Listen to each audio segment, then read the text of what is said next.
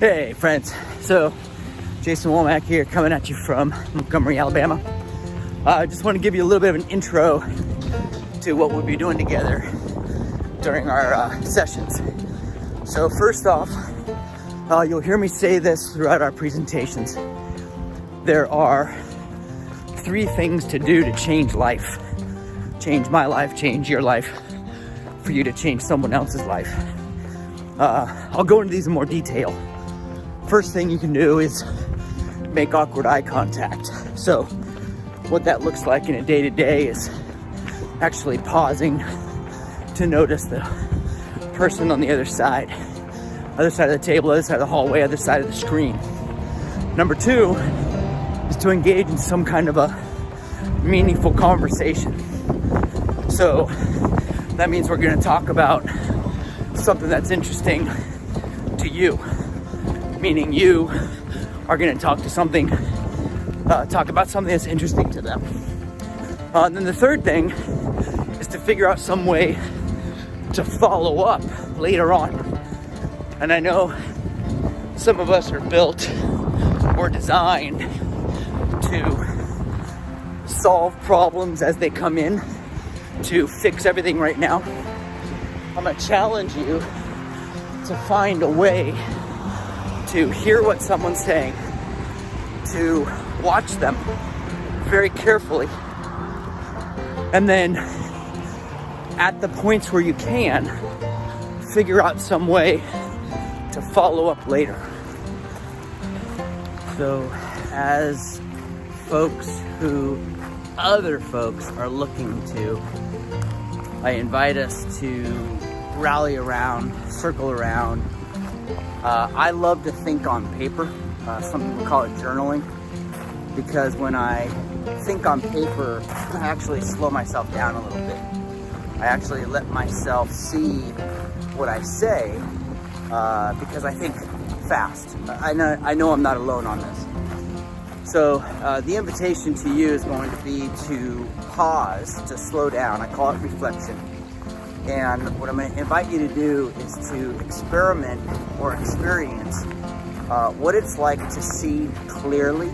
There's 3 views that we're going to talk about together. And I'm going to have you go through some exercises where you get to practice these 3 views in real time. So there in the room, you'll have the opportunity. You're going to be able to write about this. You're going to be able to think about this. You're going to be able to talk about this. Ultimately, I would love to continue the conversation. As you'll find later, I'm a firm believer in separating out the thought to response.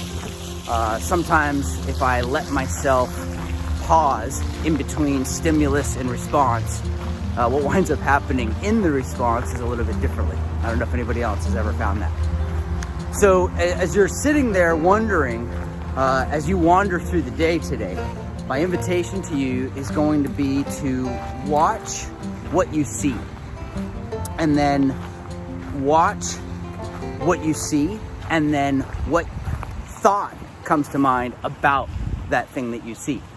The concept that I'm after here is how clear can you be in those views that you are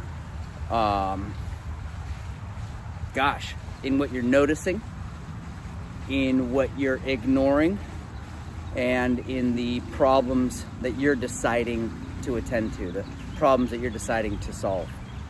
So get ready. If you wanted to practice, if you wanted to kind of set the stage or plant a seed before we get together here pretty soon, notice today what you see. Notice today how that stimulus create some internal response, and then watch yourself as you follow through with that response. So what I call because is it gets us from where we were, where you and I don't know each other from the past, right? We're meeting right now. We'll have some time together in real time. So your because ofs, that's the timeline that gets you to this point. Now you've got another layer or another version or under the iceberg of why, which is so that. Why do you stay in the service? So that. Why do you want to make sure your children have opportunity? So that. Why are you interested in strengthening the human domain of you as an influential leader? So that. The so that follows where you place your attention right now, today. That timeline. If you were to begin the timeline with your because ofs, you're going to find that along the way, things show up. You're going to find that along the way, there's a because of that influences how you hold people accountable. There's a because of that will influence the way you create belongingness in your unit. You're going to find that there are because ofs that influence the way you handle crisis. That's the ABCs, by the way.